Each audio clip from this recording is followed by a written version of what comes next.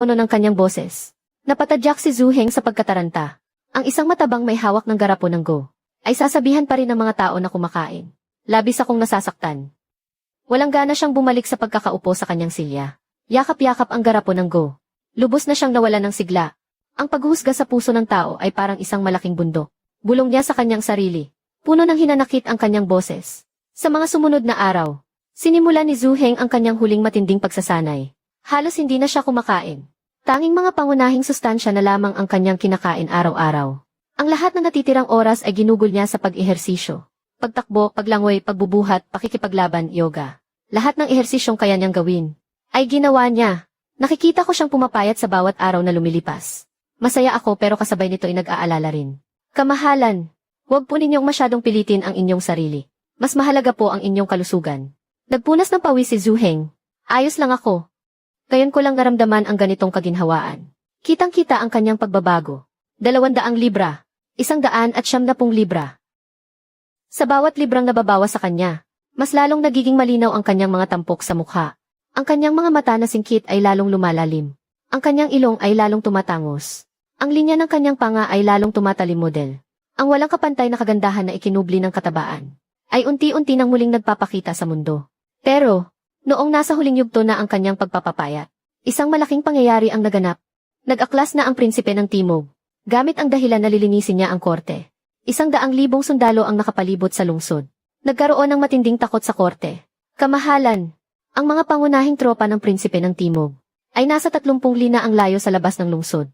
Kamahalan, 30,000 lang ang mga sundalong nagbabantay sa lungsod. Baka hindi natin sila kayanin. Nagmamakaawa po kami kamahalan na umiwas muna kayo sa panganib. At ilipat ang kabisera sa timog. Nakaupo si Zhu Heng sa trono ng dragon. Walang emosyon siyang nakikinig sa mga ulat ng kanyang mga ministro. Hindi siya nagsalita. Tahimik lang siyang nakaupo. Habang dinarama ang sarili niyang katawan sa ilalim ng roba ng dragon. At ang napakalaking pagbabagong nangyari dito. Matangkad at matipuno. Isang katawan na puno ng lakas. Malapad ang balikat makitid ang baywang. Puno ang mga kalamnan sa dibdib. Kitang-kita ang kanyang 8-pack abs. Ang E-lines ay malalim hanggang baywang. Makinis ang mga linya perpekto ang proporsyon. Hinaplos niya ang sariling mukha. Matutulis na kilay mga matang parang bituin. Matangos na ilong. Manipis na mga labing bahagyang nakatikom. Ang panga ay kasing talim ng kutsilyo. Isang pares ng mga matang singkit na malalim at madilim. Ang mga dulo ng mata ay bahagyang nakaangat. Nagdadala ng likas na bagsik at pang-akit. Iba na siya kumpara sa dati. Hindi lang dahil kaya na niyang kontrolin ang sarili niyang katawan. Kundi mas may tiwala na rin siyang pamunuan ang buong bansa. Bumaba si Zhu Heng mula sa trono ng dragon. Matatag at malakas ang kanyang mga hakbang. Iparating ang utos. Magtipon ang mga gwardya ng imperyo. Ako mismo ang lalaban. Ang dakilang general ay lumuhod sa isang tuhod. Handa po akong pamunuan ang hukbo sa laban. Manatili na lamang po kayo rito, kamahalan. Hindi na kailangan. Kinuha ni Zhu Heng ang mahabang espadang nakasabit sa dingding. Hinugot ang espada mula sa kaluban. Ang kislap nito ay parang niebe. At sumalamin dito ang kanyang malademonyong kagwapuhan. Tumalikod siya at naglakad patungo sa labasan ng bulwagan. Malamig na kumikinang ang kanyang baluti sa sikat ng araw. Pagdating niya sa may pinto, bigla siyang huminto. Lumingon siya pabalik. Dinaanan ng kanyang tingin ang lahat ng opisyal. Hanggang sa tumama ito sa akin na nakatayo sa sulok. Mahal ko. Tumingin kang mabuti. Ang gwapo ng asawa mo, hindi ba? Napanganga ako. Natulala ang isip ko. Iisa lang ang paulit-ulit sa isip ko. Ito. Ito ba yung mahina kong asawa? Nasaan na yung 300 libra na parang bola? Nasaan na yung double chin? Nasaan na yung 3 patong na tiyan? Yung itsurang kaawa-awa? Nakapagsinigawan ng inang Reyna, ay tumitiklop na parang isang duwag. Ang lalaking ito na nakatayo sa harap ko. May taas na 188 sentimetro. Kasama pa ang kanyang malademonyong mukha. Nagpabilis ng tibok ng puso ko sa 180. Nagmartsa siya palabas ng bulwagan.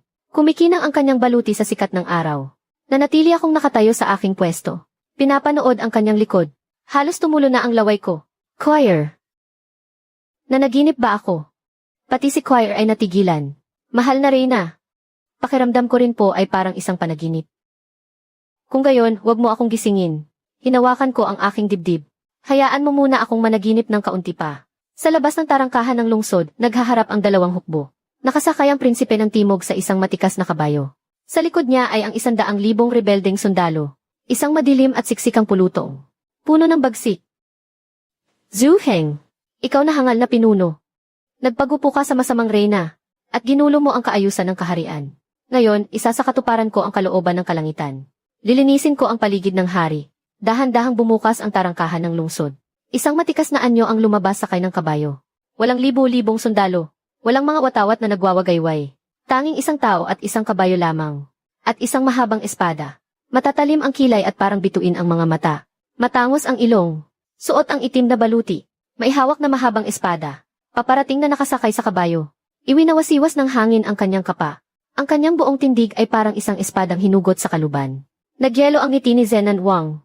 Ay ito ba talaga si Zhu Heng? Si Zhu Heng ay nasa di kalayuan mula sa hanay ng mga rebelde. 100 hakbang ang layo nang pigilan niya ang kabayo. Mula sa itaas ay tiningnan niya si Zenan Wang. Tiyo! Matagal na tayong hindi nagkikita. Napalunok si Zenan Wang. Ang Zhu Heng na nasa kanyang harapan. At ang matabang lalaki sa kanyang alaala. Ay parang dalawang magkaibang tao. Sa loob ng malakas at matipunong katawan na iyon. Ay may nakatagong lakas na nakakabagabag. Paano ka naging ganyan? Hindi napigilang itanong ni Zenan Wang. Ngumiti si Zhu Heng. Ang kanyang ngiti ay may bahid ng pang-uyam. Nagpapayat lang naman. Hindi mo na kailangang magtaka pa, tiyo. Bumaba siya sa kabayo. Hawak ang mahabang espada. Dahan-dahan siyang lumakad patungo sa hanay ng mga rebelde. Anong gagawin mo?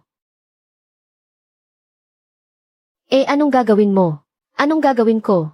Tiyo, nagdala ka ng 100,000 tao para linisin ang tabi ng emperador. Kaya't nararapat lang na ako mismo ang sumalubong sa inyo. Huminto siya sa paglakad. Tumingala siya at tinitigan si Zenan Wang. Tiyo, bibigyan kita ng isang pagkakataon. Sumuko ka na ngayon. At hahayaan kitang mabuhay. Sumuko. Sa sobrang galit ay napatawa na lang si Zenan Wang. Zhu Heng, ang tagal mo nang nakaupo sa tronong iyan. Hindi ka ba nababagabag sa pag-upo dyan? Ngumisi ng malamig si Zhu Heng. Kung gustong maupo ni Tiyo Wang, kailangan muna niyang alamin kung karapat-dapat ba siya. Hinugot ng Zenan Wang ang kanyang espada. Patayin sila. Ang hukbo ay dumaluyong na parang alon. Huminga ng malalim si Zhu Heng. Hinigpitan ang hawak sa kanyang mahabang espada. At saka siya kumilos. Parang isang itim na kidlat. Sumugod siya sa hanay ng mga kaaway. Ngayong wala na ang pabigat ng kanyang dating katabaan. Hindi ka panipaniwala ang kanyang bilis. Gumuhit ng pilak na arko ang kanyang espada sa ilalim ng sikat ng araw. Bawat pagwagayway nito ay kumikitil ng isang buhay. Para siyang multo na sumasalimbay sa gitna ng mga kaaway. Saan man siya dumaan. Sunod-sunod na bumabagsak ang mga rebeldeng sundalo. Hindi man lang maaninag ng mga sundalo ang kanyang mga galaw. Isang kisap mata lang ang nakita nila. At kasunod nito'y ang panlalamig ng kanilang lig. At tuluyan na silang nawalan ng malay.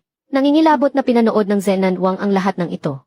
Ang kanyang hukbo, sa harap ng iisang taong ito, ay parang mga laruang papel lamang.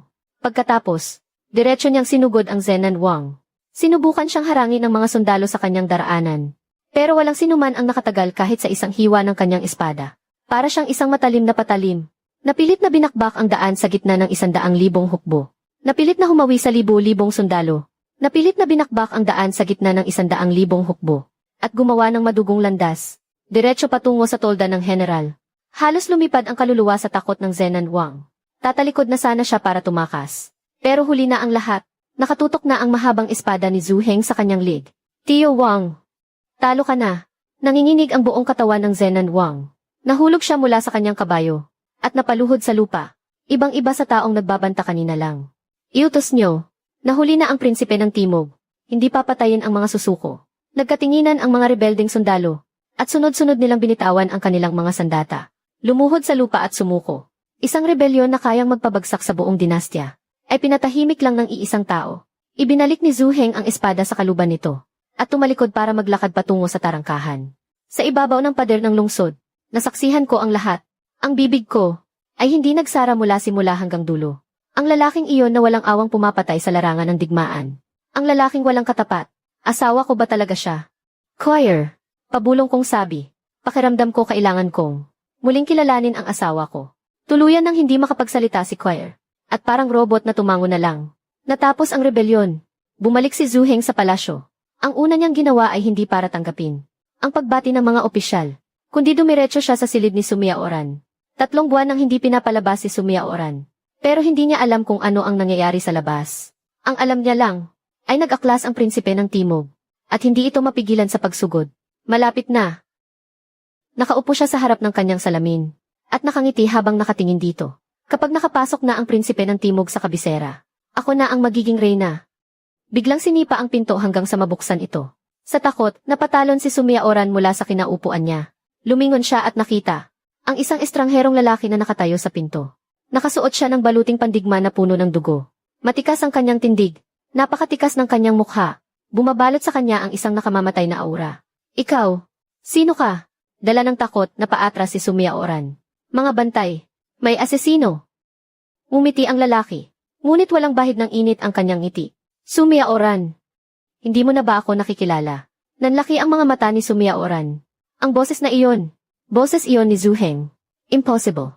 Napasigaw siya. Isang matabang lalaki si Zuheng na may bigat na 300 jin. Ay ikaw. Paanong naging ikaw siya? Pumasok si Zuheng sa silid. Bawat hakbang niya ay parang tumatapak sa puso ni Sumia Oran. Sa nakalipas na 3 buwan, nabawasan ako ng 150 jin. Walang emosyon niyang sabi. Bakit? Araw-araw mo akong pinapadalhan ng pata ng baboy. Hindi mo ba alam na nagpapapayat ako? Biglang namutla ang mukha ni Sumia Oran. Alam mo na ang lahat. Lumapit si Zuheng sa kanya, at tiningnan siya mula sa itaas. Alam ang ano, na nakikipagsabuatan ka sa Haring Zenan, na gusto mo siyang gamitin para patayin ang emperatris. At pagkatapos ay ikaw ang pumalit sa pwesto niya. O di kaya ay alam mo, na nilagyan mo ng hormone ang aking pagkain.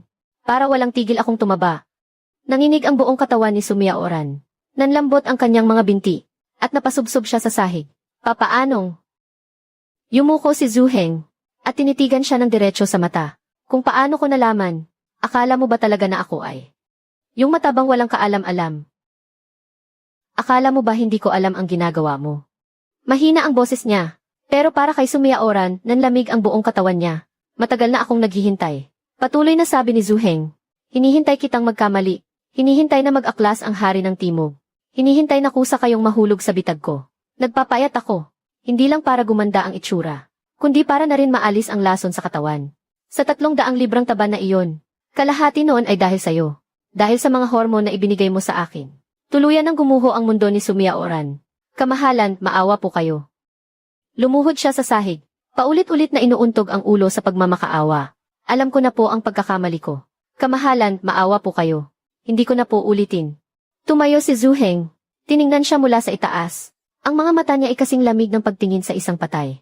Tumalikod si Zuheng at naglakad papunta sa pinto. Ang konsorte na si Sumia Oran. Nakipagsabuatan sa mga rebelde. Nagbalak ng masama laban sa emperador. Isang kasalanang walang kapatawaran. Simula sa araw na ito, aalisan siya ng titulo at ituturing na karaniwang tao. Ikukulong sa malamig na palasyo. At hinding-hindi na makakalabas pa. Lumabas siya ng silid. Sa likuran niya, narinig ang desperadong iyak at sigaw ni Sumia Oran. Sumara ang pinto sa likuran niya, at pinutol ang lahat ng ingay. Sa 2 araw matapos masupil ang rebelyon. Sa wakas ay nagkaroon na ng oras si Zuheng. Para makasama ako ng maayos. Nakaupo ako sa kama sa loob ng silid tulugan. Nakatitig sa napakakisig na lalaking ito sa harap ko. Hindi pa rin normal ang tibok ng puso ko. Ikaw nga ba talaga si Zuheng? Ito ang 2 beses na tinanong ko ang tanong na ito. Napabuntong hininga si Zuheng. Lumapit siya sa harap ko. Hinawakan ang kamay ko, at inilagay sa kanyang ebs. Hawakan mo mismo. Tingnan mo kung totoo. Nang dumampi ang mga daliri ko sa matitigas niyang ebs, nanginginig ang buong katawan ko na parang nakuryente. Isang perpektong 8-pack ebs. Bawat isa ay kasintigas ng bato. Makinis ang mga linya at napakasarap sa pakiramdam. Bumilis ang paghinga ko. O ano? Tiningnan ako ni Zuheng mula sa itaas. May bahagyang ngiti sa kanyang mga labi. Mas maganda kaysa sa kay Weilin, di ba? Ang ganda-ganda.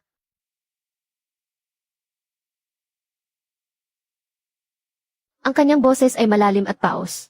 May mapanganib na pang-akit. Jing Shu. Gwapo ba ako ngayon? Gwapo. Walang tigil akong tumango. Sobrang gwapo. Mahal na mahal ko. Patay na patay ako. Lalong lumawak ang ngiti ni Zuheng. Kung gayon, nasaan ang gantimpala ko? Anong gantimpala? Pinaghirapan kong magbawas ng 150 jin. Nagkaroon ako ng 8-pack ebs. At pinatahimik ang rebelyon. Hindi ba dapat ako magkaroon ng gantimpala? Namula ang mukha ko na parang nilagang hipon. Kung gayon, anong gantimpala ang gusto mo? Kung gayon, halikan mo ako. CJ, mula ngayon, bawal kang tumingin sa ibang lalaki. CJ, bawal hawakan ang abs ng iba. CJ, bawal ngitian ang iba. CJ, bawal. Hoy, tama na nga. Kung magpapatuloy yan, Pati mga tagapagsilbi ay hindi ko na pwedeng tingnan. Mga tagapagsilbi, pwede mong tingnan. Paano naman ang mga bating? Bawal din ang mga bating. Napabuntong hininga na lang ako. At hinalikan siya sa mukha.